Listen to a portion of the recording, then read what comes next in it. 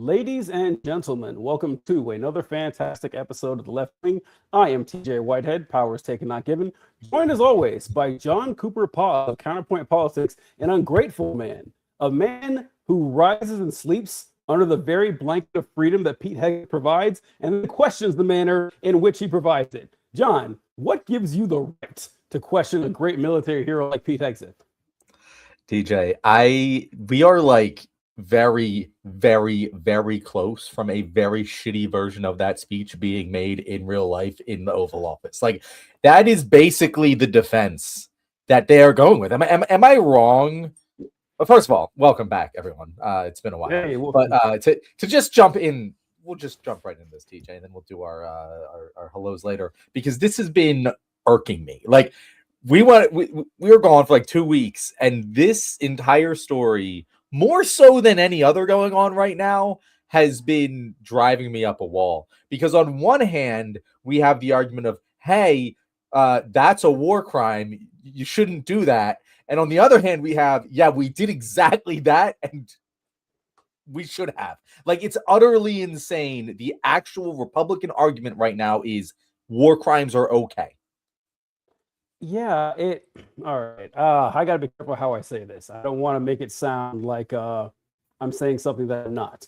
But something that I used to mention years and years ago when talking about war crimes or talking about the limitations that we put on ourselves in combat, if I don't want to say a luxury, that's the wrong word, but that's a framework that you have in mind when you are a superpower or when you are safe and secure. And I always think about it, like, if you were fighting someone, an element, an enemy, nation, whatever, a group, and you genuinely believe, like you believe with your heart of hearts, that if you lose this battle, you lose this war, everything and everyone you know will die. They will suffer. They will be tortured, executed. There ain't nothing that's stopping you from committing a war crime. Nothing. Like, that's just how humans are. Like, you're lying if you say otherwise. And like, so that I understand like that part. Like Nat Turner, for example. I would never judge Nat Turner for a second for the fact that he killed civilians. Not gonna happen. I'm not, or civilians, whatever. But he didn't just kill like the slave owners. He killed like the women and the kids too. I mean, the guy he was born and raised as property. He had nothing to lose. I got that part. So, but with us in this situation, that doesn't apply, right? Like, it doesn't. And then so I have a clip here from Megyn Kelly. I don't know if you saw this, John, but Megyn Kelly talking about the extrajudicial killing, you want to call them that or whatever. But here we go. Have you seen this, John? Trump and Hegseth. Not sure. Okay, this is her talking about people complaining about the fact that Donald Trump or Pete Hegseth have overseen these killings in the Caribbean, and here's her thoughts on it. So I really do kind of not only want to see them killed in the water, whether they're on the boat or in the water, but I'd really like to see them suffer. I would like Trump and Hegseth to make it last a long time so that they lose a limb and bleed out a little. Like, I'm really having a difficult time ginning up sympathy for these guys who 10 seconds earlier almost got taken out by the initial bomb, but because they managed to get ejected, a little too soon, had to be taken out in the water. I realize legally it may make a difference, but truly, Mark, this is a tough case to really gin up the sympathies of the American. Wild thing for Megyn Kelly to add at the very end there. I realize there may be legal implications, like she's a lawyer, that she went, like, that's her profession, and they're saying, who cares? But like, performative cruelty keeps getting higher and higher on the right wing. That's all they got left. So I'm not shocked to see them respond this way, but this is just who they are, John. Well, so you make a great point there where you're like, hey, if you actually believe everyone your way of life is in danger, you'll go ahead and commit war crimes in order to defend against Absolutely. it. And I get that. I get that reasoning. Here's the thing, though. A, that's not by any stretch of the imagination what's happening here. And B, like, no one, even if you're going to say, there is a legitimate threat these boats pose to our country, which is an incredibly debatable fact, but let's even grant you that. There's no one who's under the illusion. We could let infinite drug boats come. and we wouldn't impact our lives very much. No, we would not lose our way of life. So first of all, that is not the case. We're not even anywhere close to that. No one actually believes that, except for, I believe, Kristi Noem said that the actions taken in the Caribbean have saved hundreds of millions of American lives, meaning that if Donald Trump hadn't have killed these fucking 20 boats, we would have lost at least 2/3 of the American population.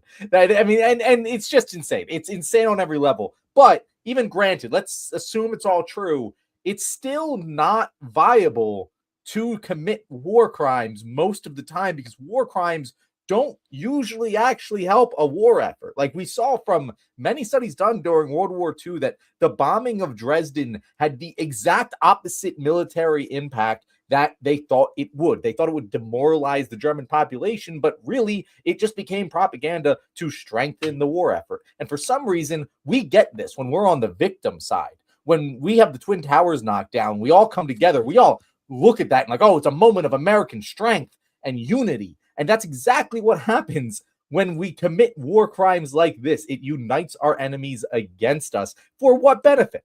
There's no benefit to killing these guys on the boat. It would be incredibly more beneficial to capture them and interrogate them and utilize them, maybe in some sort of whatever, in some sort of negotiation. If this was an actual war, we were actually fighting, that would be the most beneficial way to protect Americans. But no, that's not what it's about. It's about the cruelty. Megyn Kelly is 100% correct here.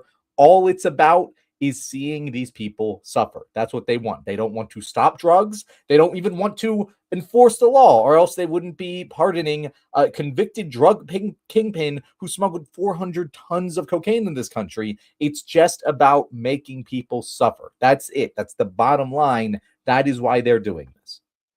Yeah, this is the thing about making people suffer. Something that we've talked about ever since the infancy of the Trump movement. Not together, John and I know each other back then, but privately, I'm sure we both said it, is that this is all about, I've never seen a political movement that's entirely based on spite. Like, as it is. The Trump coalition is a weak confederation of people of, like red pillars and flat earthers and Christian nationalists and libertarian, like people who really like ideologically aren't super in lockstep, but they all have this like rage and this these grievances and this under, like they feel like they've been downtrodden. And when you're in pain, you want to hurt somebody else. Look at all of the merchandise and stuff from Trump. It's, fuck your feelings, cry more, lib. That's it. I guess it's not necessarily about accomplishing anything. And this is being laid more and more out in the open, like with Megyn Kelly, like that. But it's also showing itself in the discussions in other places. I just saw the interview with Nick Fuentes on what's his name, Piers Morgan's show. Piers Morgan was doing something that people on TV or liberals and some lefties, they'll do, say, aha, I'm going to trap this person by embarrassing them into saying something disgusting about themselves. And it's like, oh, so would you call yourself a racist? Yeah. I do you like it? Yeah, I do. It doesn't embarrass them anymore. That's not going to work. And it's kind of unfortunate that people relied on that for so long, that, oh, I'm going to trick these people into outing themselves. They've already out themselves. These people on a weekly basis talk about the fact that they don't think women should vote. All right. So yeah, John, you're right. With the destruction of the ships and everything, that I can't remember where it was, but you said before, I got to look it up. But I saw someone post, it was probably Kristi Noem. She said that destroying this amount of cocaine or whatever stopped 90 million lethal doses of cocaine in there. And I was like, really? Why do they keep doing this? This is just just gonna make them sound kind of silly. Well, I mean, God forbid they sound kind of silly. It's just, who is it for? Like, who's it for? This isn't. I mean, is it really working on people? It's like, oh man, we saved 90 million lives, but nobody thinks that. Like, we've imported like an infinite amount of cocaine over the last 40 years, and we're all still here. So I know people don't actually believe this boat would have killed off the entire eastern seaboard. So I'm going to get to that. I want to jump to a couple of these comments because this is the Q&A show, guys. So if you guys have any questions for us, make sure to let us know in the comments. By the way, KM1-6, he said, hi, guys. Want to let you know this format makes it hard to listen. I cannot turn off my screen or project it onto the TV. It has to be on my phone with the screen on. You are in luck, KM1-6, because this new format is optional. You can go to our channel and there is both a horizontal format and a vertical format for you to choose from. So you can go ahead and choose whichever you want. Also, we have Colby here saying, Always Sunny is such a fun show. Makes you wish Philadelphia was real. Anyways, how was Florida, John? Colby, Florida sucks. I hate it. It's the worst state in the union. I haven't traveled to them all, but that one is particularly fucking awful. And I don't recommend it to anyone. I don't understand why so many people retire there. Where did you go in Florida? All around, because my wife has family kind of across the state, not like the Panhandle or anything, but Fort Lauderdale area to Saratoga area is basically where we travel to and from. Huh. I like Florida. I guess I've only been to a couple places. My brother lives in Orlando. And I love it there. And I had a friend who lived in what was it? I can't remember, Tampa, I think. But I don't know. What didn't you like about it? What did you like about it? Oh, I got a whole list of things. One, the weather's fucking atrocious. It is always humid and sticky and hot and what the fuck. Because like if you compare it to like California can also get hot, but it's a dry heat. If you compare it to Memphis, it's a dry heat. Like I've lived in different areas, and this heat is just buckets of water in the air, enveloping you in a blanket and microwaving at the same time. Got mosquitoes up to your ass. Everything is flat, just flat and artificial for as far as the eye can see. It's just a man-made flat blanket over a swamp.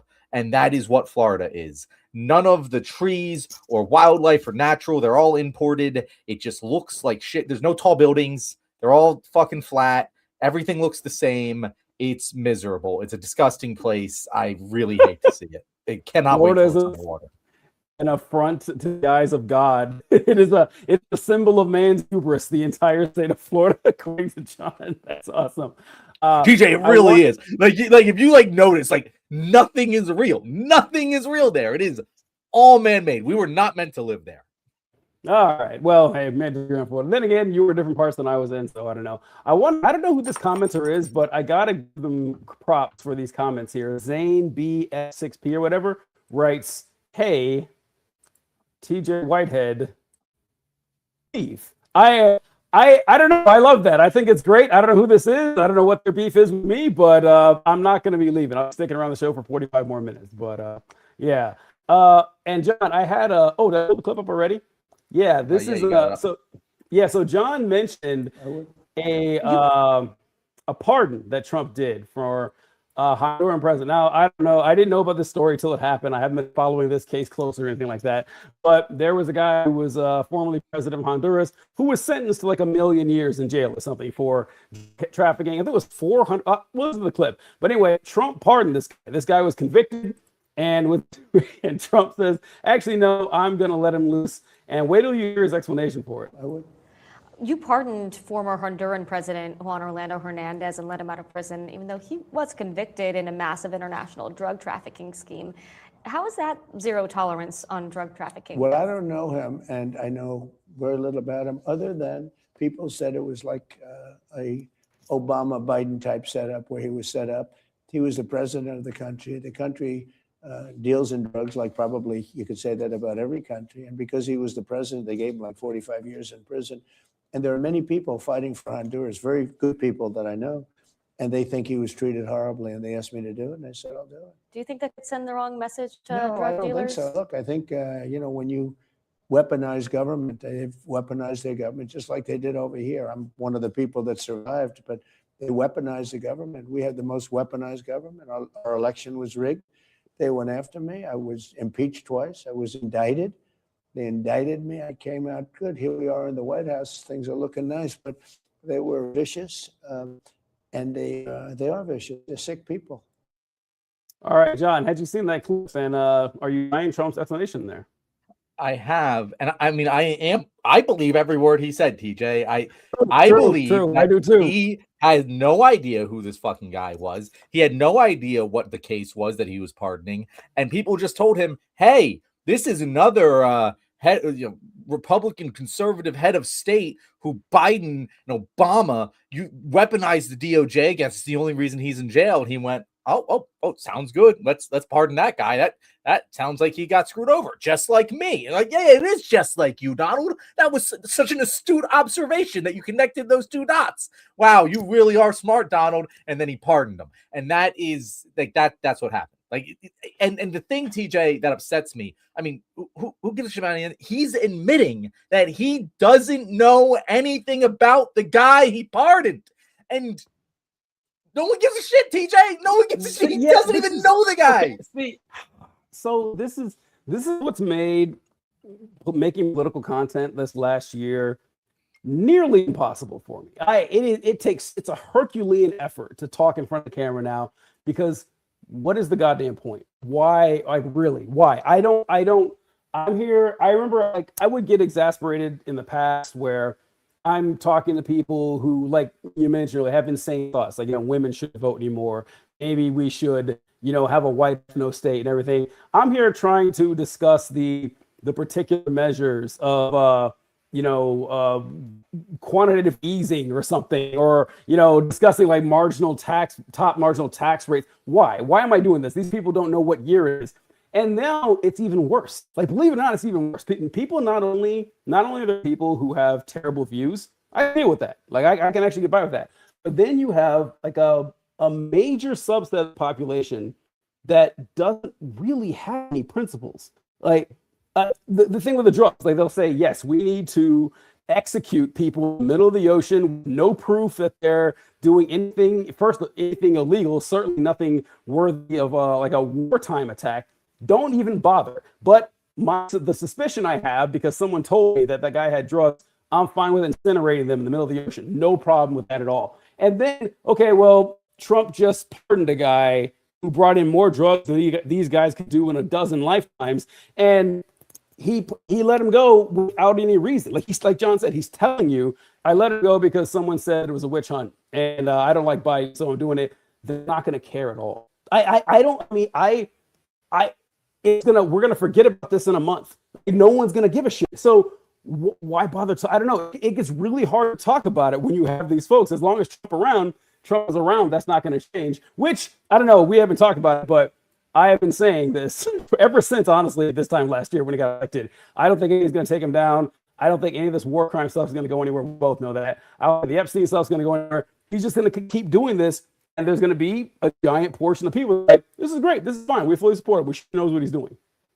So, TJ, I agree. Like, I right now am probably at the lowest point I've ever been as a content creator. Like, I don't think I made a TikTok in a month. And I have some written. Me and I'm too. like, oh, I'm interested in these. And then by the time I write them and I go to record, I'm like, who gives a shit? No one cares. Like, how do I do my best effort when, like, he's just sitting there admitting it? He's just sitting there. Yeah, no, someone told me to pardon the guy. I didn't even look into what he did. And I pardoned him. And that's it. And it's just like, what is the argument anymore, guys? What is it? Should I sit here? I'm not interested anymore in it, to be honest, TJ. I'm just like kind of waiting for it all to crash. Like, it just seems to me like you're right. There's none of this is going to get him until it all crashes. Like, it feels like there needs to be a massive fucking failure, which, by the way, we're careening towards. And once again, he's hiding employment data for the month of October. And I bet you we're not going to get it in November. And it's just going to keep getting worse until something really bad happens. And hopefully 8% of the population changes their mind about him enough to get him out of fucking office in 2028. Like, that's it. Like, that's all we have to hope for. And we can sit here and we can speculate about what we can do once we get rid of him and try to move on and rebuild better. And like, yeah, like, that's interesting to talk about and think about and theorize about and have hope for. But like, Jesus Christ, what am I supposed to do in the meantime? It feels like nothing matters. You're right. Like, you're right. Like, this is what makes, they look, I am at a pretty low point too. There is hope on the horizon. Trump is 1,000,000 years old. He can't run again. Like we said, like, people keep, like, we've talked about this, I think, John, that even if he does run again, he's not going to be on the ballots in enough states to actually win. It's just not him running in 2028 isn't really isn't really something I'm concerned about. I'm concerned about something a lot deeper. And that's so in 2008, during the financial crisis under George W. Bush, everything collapsed. Everything, we had, the Iraq War, our economy was in the shitter. We had a housing crisis, a banking crisis. That was the lowest point I had seen the nation in. I had never seen anything that bad. And they said, okay, here's someone who might be able to help us out a bit. We're gonna abandon George W. Bush. He was wrong. This Obama guy, maybe he's got some good ideas. And John and I have plenty of complaints about Barack Obama, but he was an infinitely better president than George W. Bush. I don't think anyone argues that. But no one learned anything, right? And that's what I think is going to happen with Trump, is that people are going to say, oh, this Trump guy was a con artist, like they said the whole time. And turns out he was wrong. But Marco Rubio guy, he's got some great ideas. Maybe he will be the one to help us out. Like these when everything collapses, all the Republicans will still be Republicans. That the only thing that helps us out is that Trump brought in a different type of voter, someone who wasn't really into politics. And so your Ted Cruz's and Rubios, they're not going to be able to get those guys. That's good. That's good in our favor. But I'm probably going to live, if I'm lucky, another 40 years or so. I don't think I'm ever going to recover the confidence I had in the American people to make sound, rational decisions. It makes it kind of precarious. And yes, John, it does feel like everything's collapsing. Like look at the economy with the numbers, like housing market, like insect populations. I was reading an article today about how it's John, like, so when you were little, do you remember going outside and seeing fireflies all over the place? And oh yeah. Bug was smeared with, like, your windshield was smeared with bugs after road trips. That doesn't happen anymore. And I was like, I have noticed this, and it's not my imagination. Like, John, staggering numbers of insect deaths around the world. Like, insect populations have dropped like 40% in the last 20 years, and they keep falling. And some insects are higher than others, but it's like, oh, that makes sense. I know this is about birds too. I haven't said it out loud. It's like a crazy person, but birds used to always come to like my balcony when I feed them. They don't come there anymore. It's like, I think the world is just slowly falling apart, and I don't see a lot of hope on the horizon. Well, I do, except I think, like you mentioned, John, it's going to get a lot worse before it gets better. Yeah, and I don't know what worse looks like. I kind of get the tankies more, TJ. Like, genuinely and honestly, it feels like there's nothing that can be reasoned. People just must be manipulated or forced to go in a certain direction, because what you're right. These people are still going to be Republicans after this. And we can sit here and be like, oh, yeah, but look at the non-Trump elections, and all of these people that Trump gets to turn out don't turn out for the Republicans. It's like, yeah, no, probably. Yeah, we'll probably go back to a, maybe even a Dem trifecta. And if we get another, we're just right back where we were, because the fundamental root cause of the problem is that people just don't give a shit anymore. Like, they genuinely do not give a single flying fuck about anything that's going on. And it's very frustrating. All they see, and TJ, this is the thing that Donald Trump understands that seemingly no one else in America understands. And I'm talking Democrats, Republicans, everyone. Donald Trump understands that politics is professional wrestling. It is a realization that I had during the election cycle, and it is something that has just proven itself more and more and more true, because it doesn't matter if the punch is actually landing, as long as you believe it does. Even if you know that it didn't land, you can still get the same feeling as if it did, and that feeling is all that matters. The people who watch professional wrestling are fully aware that it's bullshit and still choose to watch it and enjoy it anyway, because it makes them feel good. They're invested in the storyline. They feel like the good guy's beating the shit out of the bad guy, and that makes it real to them. And that might sound crazy, but you know what? It's been around throughout human history. We've had some version of professional wrestling. We have it now. We've had it forever. And that's what Donald Trump gets. Everyone knows that 200 million Americans wouldn't have been killed if we didn't fucking commit war crimes to destroy these boats. Every Republican understands that, with the exception of a few really, really dumb ones. Most of them get it. And yet they hear it and they're like, point good guy. That's all that matters. They don't care if it's a war crime. They don't care if innocent people are getting hurt and killed. They don't care about any of it. They just care that their face is winning the match. and he'll triumph against the bad guys, and that'll make them feel good. And Trump gets that. Trump gets it better than most other people have. It's very frustrating that he's the only one, TJ. It's really frustrating. He's the only one that gets it.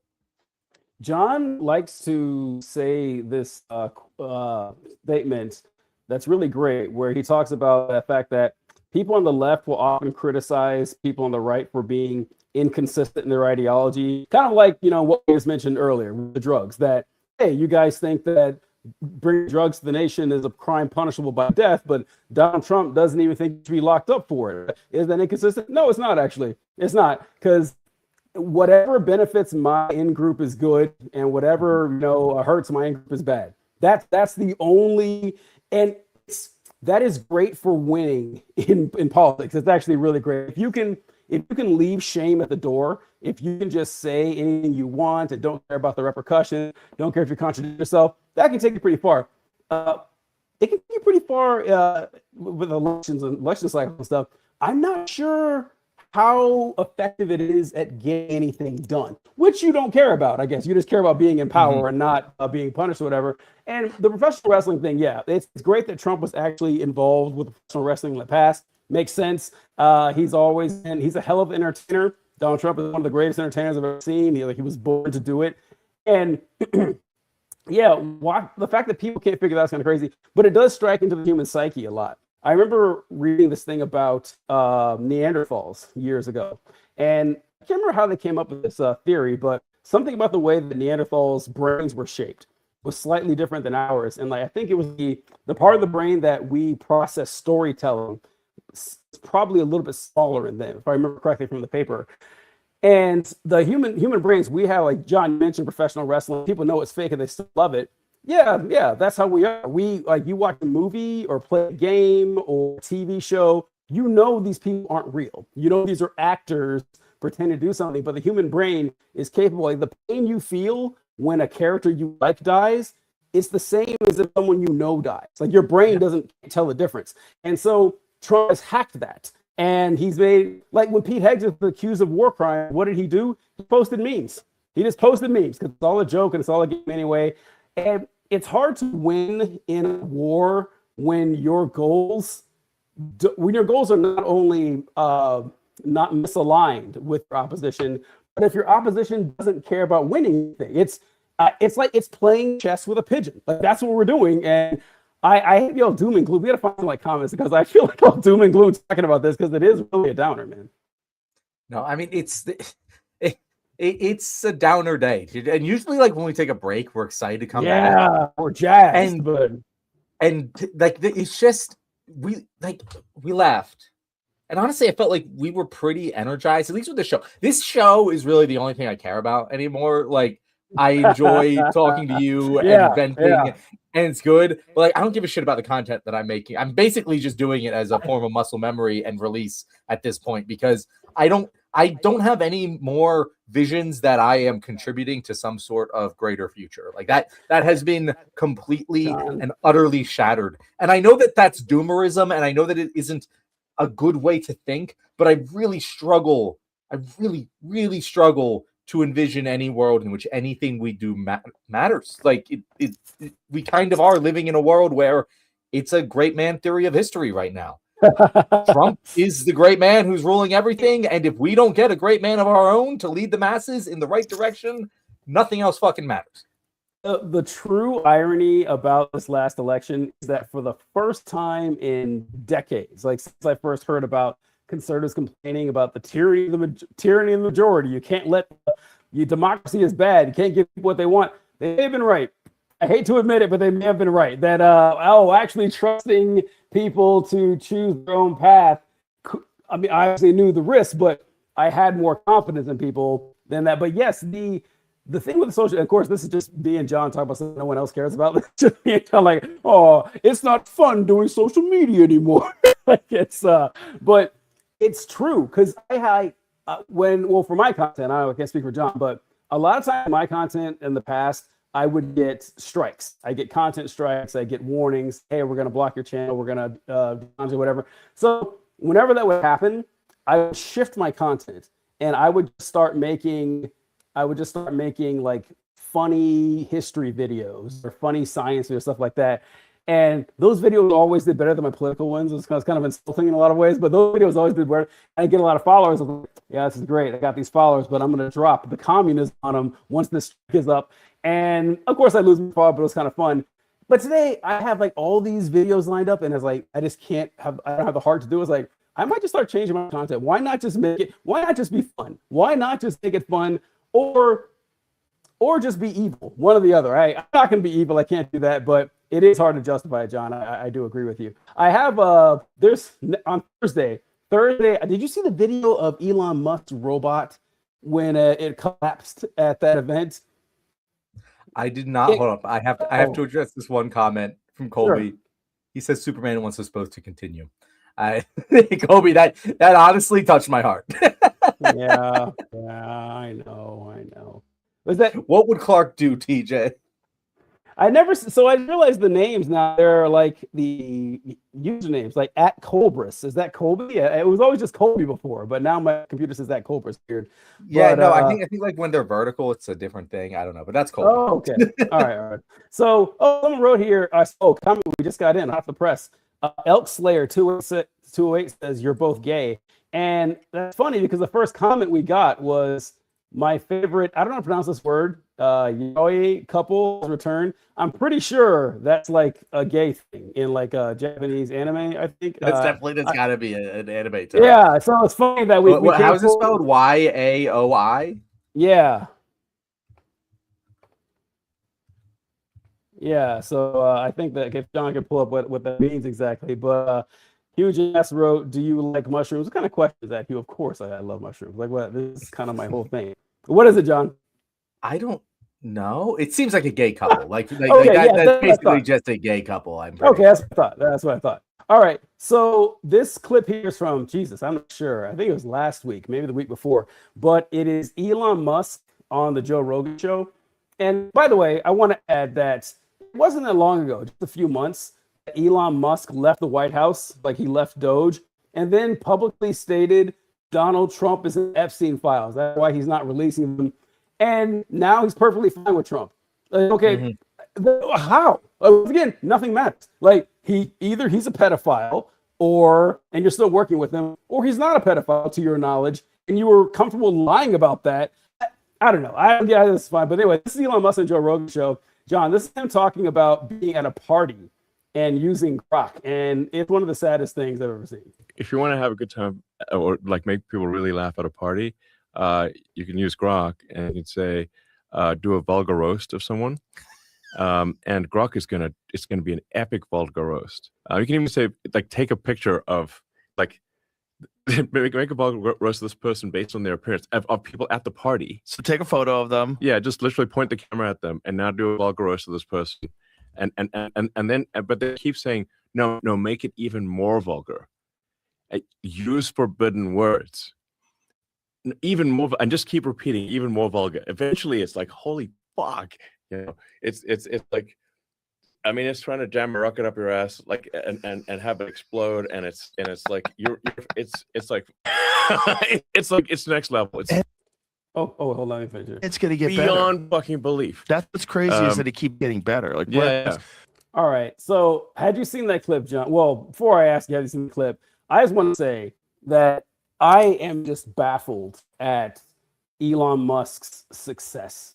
Not necessarily his business success, but the fact that he's cultivated this millions of people who not only like him because they think he's some sort of rocket genius, whatever. I can understand that. I mean, they're wrong, but I get why people would love that.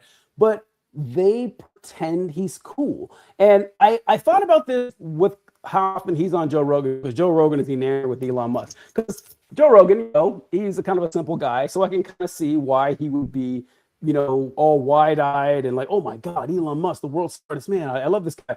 But from what I could tell about Joe Rogan in the years that I've seen him and listened to whatever that, Joe Rogan always struck me among his friends, like normal life Joe Rogan before he was famous, he was always probably a cool guy. Like he was always kind of like, hey, he's the funny guy that cracks wise and has like interesting stuff to say or whatever. Joe Rogan was never a fucking nerd or a geek That's what Elon Musk is. And I don't know how those alarm bells are going off crazy when you listen to him saying, hey, wouldn't it be cool to go to a party, pull out your phone, not talk to anybody, but just ask your phone to make fun of someone for you? Wouldn't that be cool? No, that's the gayest shit ever. Like what is happening here? I don't know, but have you seen that? No, I had seen that, and you're 100% right. Joe Rogan, I feel like I would classify myself maybe as a Joe Rogan apologist in the sense that he's not that bad. Like, COVID cooked him.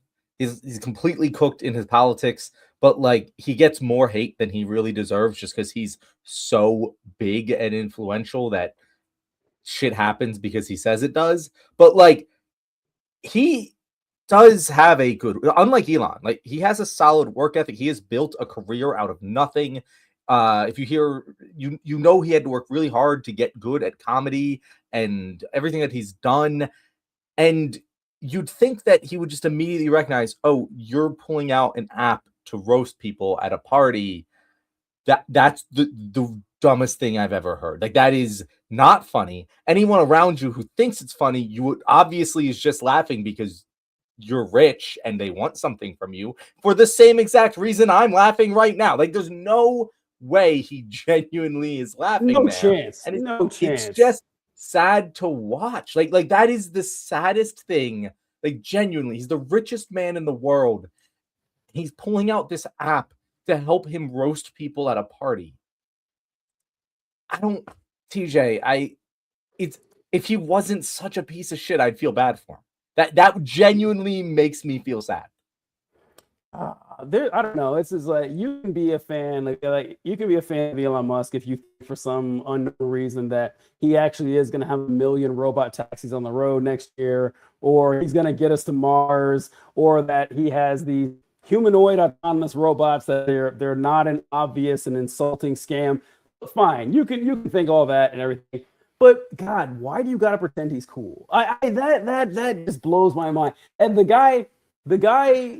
character element of it is really important here. That an individual like Musk, you're going to entrust him with the future of humanity, which they'll tell you to your face that that's basically what they're doing. Like, what kind of person you are does matter. Like, this is kind of important here. And Elon Musk is like, again, all the resources you could ever want, still deeply shallow and insecure and unliked by at least people he wants to like him. Like Trump and Musk do have millions and millions of followers and fans and everything like that, but cool people don't usually like them, and that's what really sets them off. I always want to be, which is why he's so happy to have Joe Rogan on. Oh, Joe Rogan's cool. Joe Rogan is interesting. If he likes me, other people will like me too. And yeah, Musk just doing this over and over again is just, it keeps working for him. I can't blame him. I guess I'm the stupid one, but it's just kind of insulting how often this happens. I really hope, TJ, like Musk, unlike others, like Bezos, never ever going to get his comeuppance. Zuckerberg, never ever going to get his comeuppance. Like, they are going to live a life of the most obscene luxury we have ever seen. They're going to be adulated by billions. Their names will go down the history books, and nothing bad will ever happen to them. Elon is our one shot, TJ. Because he really is. He is a damn Icarus. And he loves flying close to the sun. He's a riverboat gambler, and he does not take the safe precautions to make sure that he is untouchable in the same way that the other ultra wealthy people do. In fact, most ultra wealthy people, you don't fucking know who they are because they're not dumb enough to try and play this game. Elon is like, he could get his just desserts, and I don't even know if it'll happen. But God, do I really, really want it to. And I don't want anything like, I don't want anyone to kill him. I don't want any like physical harm to befall him. I want him to get trapped in a social doom of his own creation and lose all of his money and everything and die a poor, sad man. That is what I want for Elon Musk. I don't think it will happen, but damn, I've never wished such harm on another person in that way as I do that guy, because it can happen, and I really want it to. Yeah, asking for him losing all his money is asking a bit much. I think with Elon, like what Elon being the one shot we have of watching someone fall from grace in the most hilarious fashion that we can think of, is that John's right. Elon Musk made a huge mistake when he presented himself as a public figure, where he couldn't stop opening his mouth. It's better to just live off the legend. Like before I had even seen a picture of Elon Musk, I saw articles talk about how this guy is the smartest man in the world. And the first time I started questioning Elon Musk was when I saw an article come out that said Elon Musk says there's a greater than 50% chance we live in a simulation. And I was like, how the fuck would he know? Like, what would he know about us living in a simulation more than anybody else? What a dumbass thing. That was before the politics. I was like, okay, maybe something with this guy. But anyway, with Musk, he put himself out to the public. He took a side politically that was not just, it's not like he's just a regular Republican, right? Like if Elon Musk is out there and he sounded like just your average rich billionaire, or even like Mark Zuckerberg, like he wouldn't have these reactions to him. But the fact that he goes off and he's like, yeah, I'm gonna tweet this article about how Jewish people are trying to corrupt the nation, and that maybe white people are being genocided, and I'm gonna platform a bunch of Nazis. That's not going to be cool for a very long time. Like the pendulum's going to swing with the public direction that way, or the public zeitgeist, and he's going to be kind of like separated from polite society. That's I think, and that's going to be a good enough punishment. Like I think he's still going to have money. His fraudulent schemes are going to collapse pretty soon with Tesla. He'll still have plenty of money, but he will be looked on as a figure of derision when he could have just hidden in the background and donated to all these people perfectly fine. Yeah, and a couple comments here that I wanted to address. First of all, Colby's agreeing. The father of the guy who owns Paramount is the second richest guy in the world. I'm sure neither of you know his name. I don't. No clue. Completely correct. And that answers the question of Pron Tebber, Pro and Tibber, whatever your name is. Why aren't billionaires ever nice and happy? That's the thing. The ones you know about are not, because the ones you know about are not content with their lavish life and billions. They require you to love them in order to be happy. And that's why you see the Elons of the world. That's why Mark Zuckerberg, like, he tried his whole fucking, like, I'm going to run for president and influence millions arc. And he was clearly miserable and not good at it.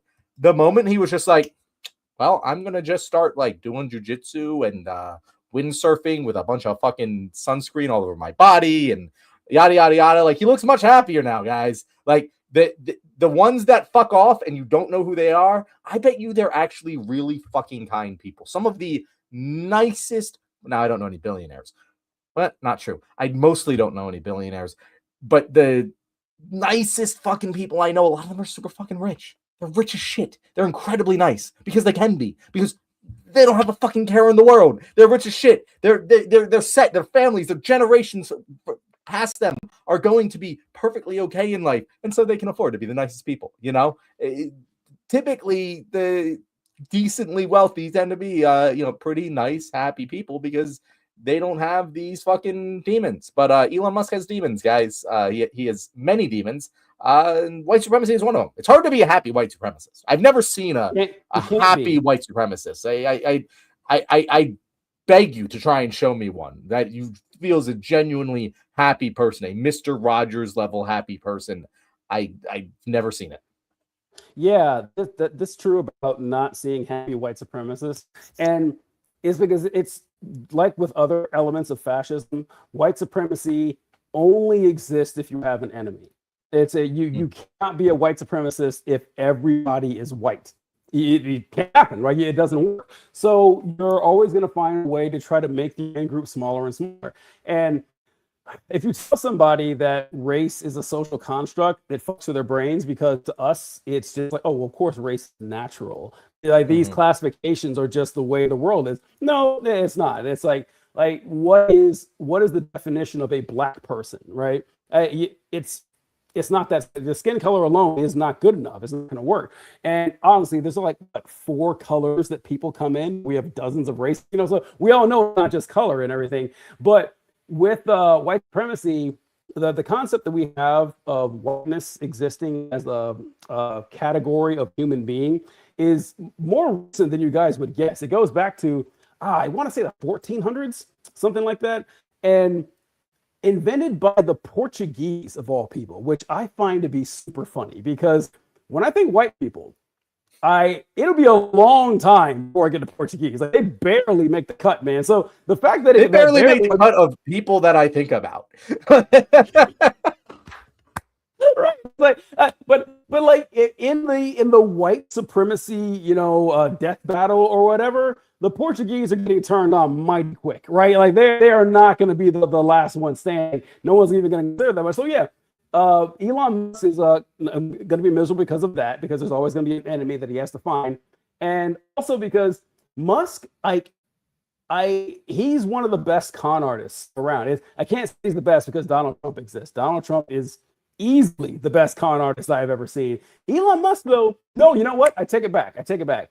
Elon Musk is the greatest con artist I've ever seen because I get why Trump's cons are successful. Trump has a very human element about him. He's like your id, like the most base, vile lizard brain part of yourself is basically Donald Trump. There's a lot of checks and balances and measures and societal conditioning that tells you, oh, don't act like that. Trump doesn't. He just ignores them all. So I see how he can connect with people. Elon Musk doesn't really have. Elon Musk somehow still accomplished that or whatever. So he's got that going for him. But I secretly believe he doesn't believe he's earned this money. I think he's trying to find a way to justify. He has imposter syndrome of all things. Trying to say, I need to find a way to justify this. I need to be a great man, like people, the aristocracy who had to actually pick up a sword and conquer land and to manage an entire kingdom. Like they had to be good at their job. Elon Musk is just a rich guy now, so he forgoes noblesse oblige. He forgoes any type of decency. It's like, I'm going to try to be cool to the dumbest people on the planet, and unfortunately, it's kind of working. It's not going to last long, I don't believe. Yeah, no. Who knows? I don't know. I hate them all. I agree with you. Elon Musk's con artistry is somehow greater because at least again with Trump, I get it. Like I see the technique. Yeah. It's not. He's competing. What he did is he basically went from reality television and took the same skill set and applied it to politics, and it was just a total mismatch. Like occasionally when you see like an elite basketball player, like they become like the best wide receiver ever because they just have this skill set that you don't really see very often. Like it works that way for Donald Trump. For Elon, I don't know what his skill set is besides being rich.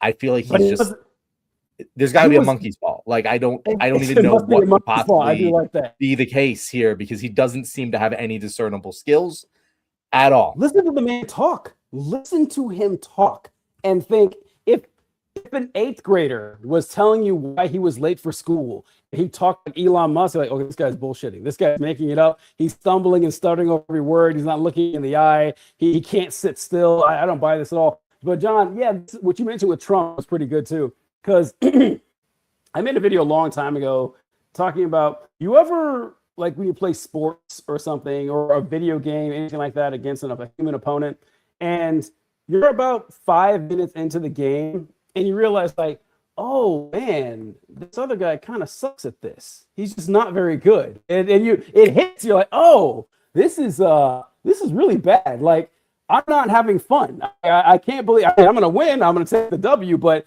it just feels weird. I can't believe how bad you are at this. That's how Donald Trump must have felt walking in to the Republican National Committee for the debates. He just stands like, I cannot believe how easy this is. I mean, coming from the world that he came from and walking into these fucking Poindexters, these nerds, and just eviscerating them. And it's been easy ever since. Trump has not faced one Republican opponent that put up any type of resistance against him. He wasn't just absolutely steamrolled. So yeah, I can't blame Donald Trump for doing what he's doing. I don't blame him at all. If I were like a malignant narcissist like Trump, why wouldn't I do it? Well, maybe because I'm lazy. I don't know, but I mean, I don't want to stay out of jail. I get it, but you're right. Got to give credit where credit's due with DJT there. TJ, the wild thing is it's not even like he like, I don't know, it was like a weak division merchant. Like he came into the Republican Party at the height of the Mitch McConnell era. Like Mitch McConnell, one of the GOATs, one of the greatest people to ever manipulate American politics. I mean, he's an evil motherfucker, but he was so damn good at it. And Donald Trump came in like a bull in a china shop, and Mitch had no answers. He tried his darndest, TJ. He ended up quitting. Because there was nothing he could do to stop Donald Trump. That is how dominant Trump was. It was one of the greatest performers of all time. Unfortunately, to the worst ends imaginable. But you got to tip your cap at this point and just we got to ride it out. Like we're in ride it out territory of just like the Warriors, Steph Curry, Kevin Durant era, where it's just like, well, maybe in 3 or 4 years we can compete, but until then, there's nothing we can do about it because we're fucked. It's funny to think about this, that in a weird way, I'm kind of happy that I get to live through the Trump era. In a weird way, I kind of am. Very weird. It must be a very weird way, TJ, because that's not how I feel at all. Well, I mean, you see stuff like you read a history book and find out that prior to World War I, the majority of deaths on the battlefield, like during armed human conflict, came from disease. It didn't come from humans killing each other. It came from people catching diseases and dying and not having proper medical technology. And like in my Army field sanitation class, we were going over, hey, when you're constructing your sites, you're setting up, make sure that you have, like, if there's a water source, like a river's flowing this way, that you set up the latrines upstream or downstream so that you don't get the pollutants coming into the water. I was like, well, of course, I don't want to get sick, get shit water. That's what people did for tens of thousands of years. Tens of thousands of years, people were like, yeah, I'm sure the water the guy's pissed in up the river is going to be perfectly fine to drink. Why would it hurt me? I look back on that and says, I don't get it. I can't imagine. It doesn't seem real to me. If I was born 30 years later and I'm reading and watching video about Trump, like, this does not seem real. There's no fucking way. I would think it was a weird conspiracy. They got me to believe that, tarnish the great name of this nation or whatever. That, yeah, we were actually dumb enough to put this guy in office. Listen to all the shit that he's saying, and tens of millions of people are perfectly fine with it. I don't know. I guess if I had to be alive, I was like, yep, I guess it's true. It's kind of sad to see, but I bore witness. TJ, you're right. The one silver lining of living through this era is that it puts history into perspective. Like, it really genuinely, like, every time I read a history book growing up and I was like, how could you be so dumb? How, like, everyone, the famous example of the Nazis is like, how did everyone fall for this? Motherfucker, the Nazis were way better at this. They were Goebbels was a far more talented fucking propagandist than the Trump administration is. And doesn't matter. Doesn't fucking, of course they fell for it. If we today, with all of the information and technology at our fingertips, at our disposal, having this happen to people who are alive still now, who can tell us, hey guys, look at this, it's the same fucking thing, and people are like, oh no, we're gonna go with this guy. I see it.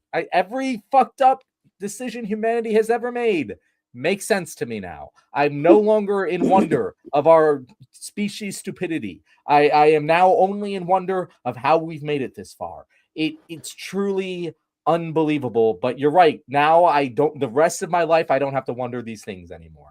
I understand the depth of human stupidity. Just unbelievable. So also, the Nazis, like, you look back at, then it's like, oh, wow, they were willing to turn their country over to this tyrannical, dictatorial, fascist leader and, rubber stamp the murder of millions of people just because of their ethnicity. And say, the Nazis, like, what pushed the Nazis to do that? Far worse than what Americans put. I'm not in any way justifying. There's no excuse for what the Nazis did. But when you compare it to the United States, what we sold out fascism for, like they had just lost World War One. They had like Prussia and the Germans had been the greatest warriors in Europe for hundreds of years, dating back to the Holy Roman Empire. They literally thought themselves Supermen. And like, how did we lose a war? That's not something we do. And now your economy is trash. You're not allowed to have a carrying military. around wheelbarrows of cash because it's so worthless because of hyperinflation. Like, and they have no access to information or anything. Like, yeah, no, I get it. I'm not justifying it, but I understand how that population could be manipulated. Us? Like, what you? Hillary Clinton scared you so much that you needed to vote for Donald. Really? I mean, normal ass was like, wow, that Hillary Clinton's terrible. Can you imagine what she would do if she was president? And then I don't know. And then to this day, they still whine and bitch. It's like, man, remember when I couldn't get a haircut during COVID? That's why I'm voting for Trump. Like, while Trump was president, it doesn't make any sense. But one thing I want to touch on, or at the end here, is that you said that that you also wonder, like, oh, it's actually, you're not going to be too mad at people anymore. It's actually surprising humans have made it this far. It really is. I had this thought a lot too, that if you think about it, the human brain, like the fact that we have to talk about economies that are in trillions of dollars, right? Hell, even your like a state or a city, a small town economy. Your brain is not designed to count 100,000 of anything. You can't imagine what that number actually looks like, right? It's like a concept, but you can't think of it like a physical terms. And if you really think about the fact that our brains were designed to pick berries and eat root vegetables in the African savannah, hiding from lions. That is what we were made to do. The fact that we, have built automobiles and cities and bridges and that we've gone to the goddamn moon. Listen, I guess it's all gravy. If I try to think about it that way, that we really should be just living in the forest somewhere with no clothes and that we've made it this far. All right, I guess voting for Donald Trump. What hurts is that I know we're capable of so much more. We're capable of so much fucking more, man, that we are the inheritance of an amazing legacy. We are an astoundingly intelligent mammalian species that is, individually, we're not all that impressive, but we work together. We can do pretty much anything we want. And we're like, yeah, we're electing the orange guy who makes memes of him shitting on people. That's going to be who's in charge right now. We're capable of a lot more. I do have to admit we have accomplished quite a bit over the millennia. It isn't like you do have to look at the height of human accomplishment, be in awe, and then also the depth of human despair, and also be in equal awe. It's really an incredible scale that we have. Before we wrap things up, TJ, we were talking about some movies earlier, and Colby said, "Oh, don't get John started on analyzing movies." There is one movie I do want to have a film club on. I don't know if you have seen it, but have you watched the Wicked movies? Oh, that's so funny. I did a video about Wicked the other day. No, I've never seen Wicked. I keep getting ads for it. They're like, hey, I don't. Why? I watched The Wizard of Oz like everybody else. I watched Return to Oz when I was a kid. It scared the shit out of me, but I've never seen Wicked, or I don't even know what it's about, honestly. So no, I haven't. The Wicked movies, plural? Like what? So it's a play originally. Well, I guess it's a book originally. Then it was a play. But it's a two-part play, so they made two movies, which actually like they should do because it's way too fucking long to fit into one movie. But I reckon if we I'll do it. I'll do a fucking episode on it if you want, because you can watch the first one on HBO. You can go to theaters and watch it, but it is highly political. It's a very, very fucking political film. Yeah, it is about a genocide, TJ. And I don't put that lightly. Like it's like, oh, it's thematically about it's the plot of the movie surrounds a genocide. And so is the movie pro or anti-genocide? That's what I'd like to talk about, TJ, because it paints a very frustrating picture of the genocide. But yeah, and that's what I want to talk about, but I don't want to spoil it. So we'll talk. We should do more fucking film content because again, I don't why know how not, much right? more That was exactly right. Yeah, we should just do more Left Wing Film Club. Let us know in the comments if you want us to review anything. Just let us go at it, because goddamn, I don't want to talk about this fucking administration any more than I have to. And I'm sure there will be something grinding my gears that I'm going to want to talk about on Thursday. But we'll come back. We'll be here We again always on Thursday, 6:35 EST. I do have a guest lined up potentially, which me and TJ will talk about. Great. But we will see the guys then. Later, guys. All right. Oh no, I can't. How's